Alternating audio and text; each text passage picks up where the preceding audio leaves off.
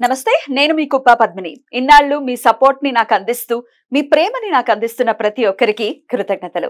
ఇప్పుడు చూడబోతున్న ఈ వీడియో కూడా ఖచ్చితంగా మీకు ఉపయోగపడుతుంది. లైక్, షేర్ అండ్ సబ్స్క్రైబ్ చేసి మీ ఇష్టాన్ని అలాగే మీ సపోర్ట్ ని నాకు అందించండి. అలాగే ఈ వీడియో పట్ల మీ అభిప్రాయాన్ని కమెంట్ సెక్షన్ లో కమెంట్ చేసి నాకు తెలియజేయండి. నమస్తే, వెల్కమ్ టు అవర్ ఛానల్. నేను పద్మిని. ప్రస్తుతంతో పాటు ప్రముఖ ఆధ్యాత్మికవేత్త, ఆస్ట్రోన్యూమరాలజిస్ట్, ఎనర్జీ వాస్తు స్పెషలిస్ట్, శ్రీ విద్య ఉపాసకురాలు శ్రీమతి జయప్రద గారు మనతో పాటు ఉన్నారు. మాట్లాడదాం. నమస్కారం అండి. నమస్తే అమ్మా. శ్రీమాత్రే నమః. బాగున్నారా జయప్రద గారు? ఎలా ఉన్నా తల్లి? నేను బాగున్నానండి. Thank you.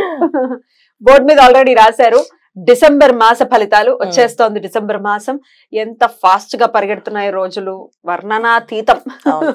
చాలా ఫాస్ట్ గా, నవంబర్ అయితే ఇంకా ఫాస్ట్ గా వెళ్ళిపోయింది. కార్తీక మాసం కదా, మనం ఆ భక్తి పారవస్యంలో ఉన్నా వెళ్ళిపోయింది. అలాగా చక్కగా పొద్దున్న లేవడం, స్నానాలు చేయడం, గుళ్ళకి వెళ్ళడం, దీపాలు పెట్టడం, రావడం, ఇంటికి రావడం, అసలు ఎప్పుడు తెలియదు ఎప్పుడు పడుకున్నాం అని తెలియకుండా చాలా చక్కగా. రైట్. ఇక ధనుర్మాసం మొదలు కాబోతోంది. డిసెంబర్ మాసం కూడా 1వ తారీఖు నుంచి మళ్ళీ నెక్స్ట్ ఇయర్ ఫస్ట్ వరకు కూడా ద్వాదశ రాశుల వాళ్ళకి ఎలా ఉంటుందో చెప్పబోతున్నారండి? తప్పకుండా చెప్పాలి, తప్పకుండా. ఎందుకంటే ఈ డిసెంబర్ మాసం చాలా మందికి అన్ని విధాలా బాగుంటుంది అని అనుకోవాలి ఇప్పుడు. ఎందుకంటే కార్తీక మాసము ప్లస్ మార్గశిర మాసము, ధనుర్మాసం, ఈ 3 మాసాలు ఎప్పుడు ఏంటంటే ఎంత టైం ఉన్నా అసలు ఏ పని ఉన్నా అసలు ఏం గుర్తుండదు. ఎన్ని ప్రాబ్లమ్స్ ఉన్నాయి, ఎన్ని కష్టాలు గుర్తుండవు. ఎవరికి వారికి భగవంతుడి దగ్గరికి వెళ్ళాలి, సేవ చేయాలి, ఈ పూజ చేయించుకోవాలి, ఈ దీపం వెలిగించి రావాలి అనే ఆలోచనలే ఉంటాయి. కనుక ఈ రాశి ఫలాల్లో ఉండే గ్రహ సంచారం అనేది కాస్తంత ఇబ్బంది పెట్టినా అది ఎవరికి తెలియకుండా వెళ్ళిపోతుంది. అదొక దేవుడు ఇచ్చిన మనకి వరం. భగవంతుడు ఎప్పుడు ఏదో ఒక మనిషికి వరం ఇస్తూనే ఉంటాడు. మనం అది గుర్తించుకోవాలి. అది గుర్తించకపోవడం వల్ల ఇబ్బంది. మాస ఫలితాల్లో ఎలా ఉంది ఈ మాసం అంటే అందరికీ సుమారుగా కొంచెం బాగుంది, కాస్తంత ఇబ్బంది ఉంది.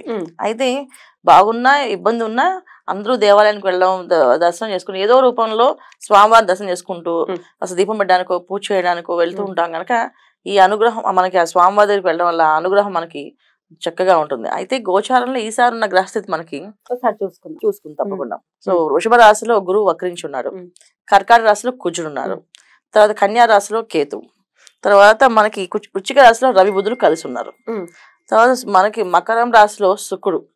ఇదొక గొప్ప యోగం. ఈ మాసంలో ఈ మకర రాశిలో శుక్రుడు రావడం అనేది చాలా రాశుల వాళ్ళకి కొంచెం యోగంగా అనిపించవచ్చు, బాగుంటుంది కూడా వాళ్ళకి.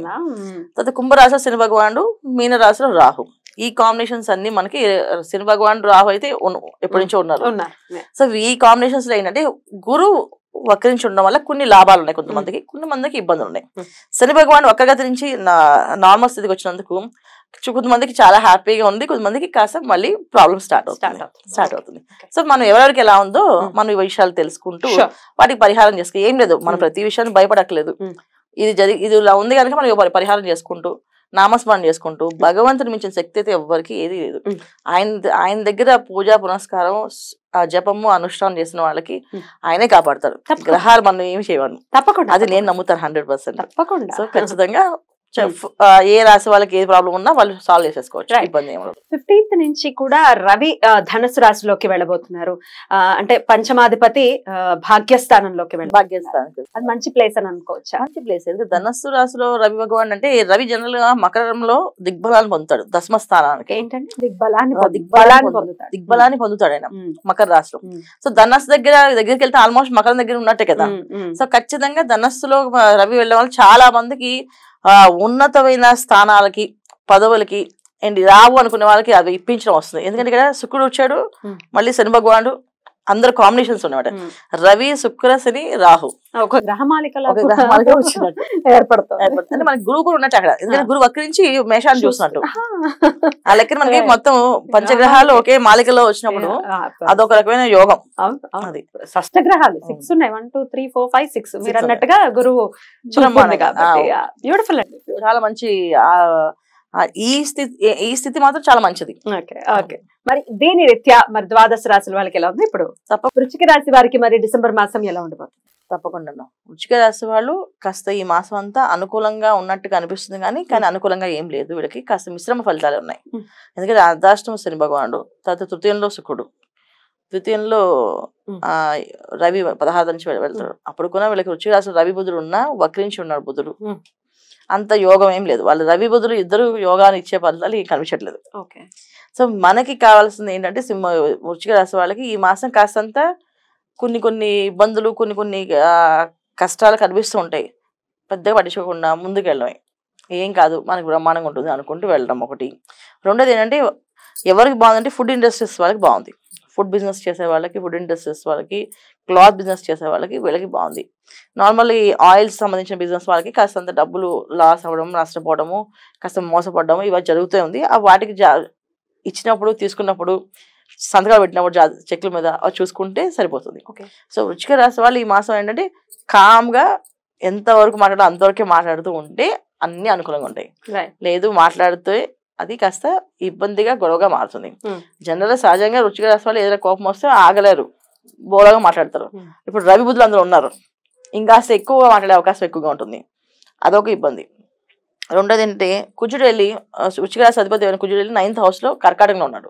9th హౌస్ కర్కాటకంలో ఉండడం వల్ల ఒక రకంగా అదృష్టంగా, ఎందుకంటే వీళ్ళకి రావాల్సిన స్థిరాస్తులు ఏమైనా ఉంటే అది లాక్కుని ఇప్పించే అవకాశం ఉంది.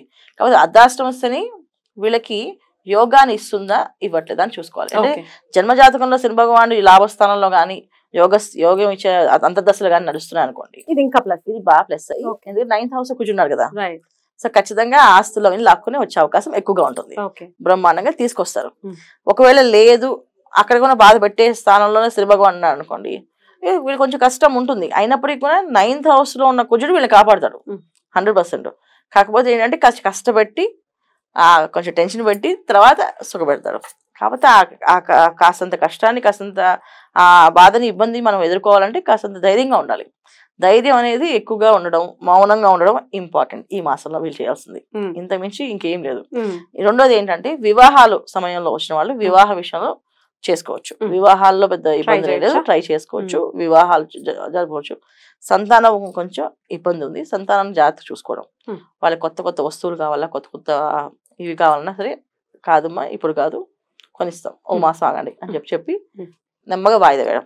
డబ్బు అధికంగా ఖర్చు అయ్యే అవకాశం ఎక్కువగా ఉంది, అప్పు చేసే ఖర్చు పెడతాం, లేకపోతే మందరిగా ఖర్చు అవుతుంది, శుభకార్యాలు కూడా వెళ్ళే అవకాశం ఉంది. కాకపోతే ఏంటంటే ఖర్చు పెట్టి ప్రతిదీ కూడా ఆలోచించి ఖర్చు పెట్టడం, ఇది అవసరమా కాదా అది ఖచ్చితంగా చూసుకోవాలి. ఇది చాలా ముఖ్యమైన విషయం ఈ వృశ్చిక రాశి వాళ్ళకి ఈ మాసం. ఆరోగ్యపరంగా ఎలా ఉంటుందని అనుకోవచ్చు అండి? ఆరోగ్యం కాస్తంత ఇబ్బంది పెడుతుంది, అర్ధాష్టం శని కదా, తర్వాత పంచంలో రాహు, పిల్లల వల్ల కానీ మనశ్శాంతి కోల్పోవడం కానీ, ఏదో ఒక రకమైన మానసికమైన ఇబ్బంది, శారీరకమైన ఇబ్బంది, మానసికం శారీరకం 2 ఇబ్బందులు ఉంటాయి వీళ్ళకి. ఈ 2 అవస్థ నుంచి బయటపడాలంటే ఒకటే అంటే మౌనంగా ఎంతవరకు అంతవరకు మాడుతూ ఉండడం ఒకటి, హనుమాన్ చాలీసా చదువుకోవడం కంటిన్యూగా, హనుమాన్ చాలీసా చదువుకోవడం, హనుమాన్ చాలీసా రాకపోతే ప్రదక్షిణ గుడికి వెళ్ళి చక్కగా ప్రదక్షిణాలు చేయడము, ఇవి చేసుకుంటూ వెళ్ళడము. తర్వాత గురువు ఎక్కువ ఆరాధించుకోవాలి, ఎందుకంటే ప్రతిరోజు గురువు ఎక్కువలకి అనుకూలంగా లేదు వృశ్చిక రాశి వాళ్ళకి. సో అర్ధాష్టం శని భగవాన్, ఇప్పుడైతే శని భగవాన్ ఎక్కువగా ఎనర్జీస్ చూపిస్తున్నాడు, కాస్తంత ఇబ్బంది, ఆలస్యం, ఆటంకాలు చూస్తున్నాయి. వీళ్ళు చేసుకున్న ఏంటి దత్త చరిత్ర పారాయణ చేసుకుంటూ ఉండడము, ప్రతి నిత్యము గుడికి వెళ్ళి ప్రదక్షిణ చేసి బయటకు వెళ్ళాం. అంటే ఉద్యోగంకి వెళ్ళినా వ్యాపారానికి వెళ్ళినా ఒకసారి అలా దర్శనం చేసుకుని నమస్కారం పెట్టి స్వామి మమ్మల్ని చల్లగా చూడు అని చెప్పి వెళ్తూ ఉండం. శని త్రయోదశి రోజున చక్కగా అభిషేకం చేయించుకోవడం, శనివారాల్లో కాస్త శాకాహారం తీసుకోవడం, శనివారం పూట కాస్త ఆహారం అంటే నియమం, శాకాహారం అంటే మామూలుగా ఉల్లిపాయ ఉండడం, సాత్వికమైన ఆహారం. శాకాహారం అంటే సాత్వికమైన ఆహారం. శనివారం జనరల్ గా అందరూ ఉల్లిపాయలు వెల్లుల్లిపాయలు కూడా తినద్దు, సాత్వికమైన ఆహారం తినడం, ఒక పూట భోజనం చేసి 2వ పూట పలహారం తినడం. సో ఒక పూట తిని ఇంకో పూట మనం వదిలేస్తే మంచిది, లేదు పలహారం తినేసి ఉండడం. ఇలా చేస్తూ ఉంటే అనారోగ్య సమస్య రాకుండా ఉంటుంది, మానసికంగా ధైర్యంగా ఉంటారు వీళ్ళు. బ్యూటిఫుల్ అండి, చాలా చక్కగా వివరించారు. ఇక నెక్స్ట్ వీడియోలో ధనుసు రాశి గురించి తెలుసుకుందాం. థ్యాంక్ యూ అండి, నమస్తే. శ్రీమాత్రే నమః.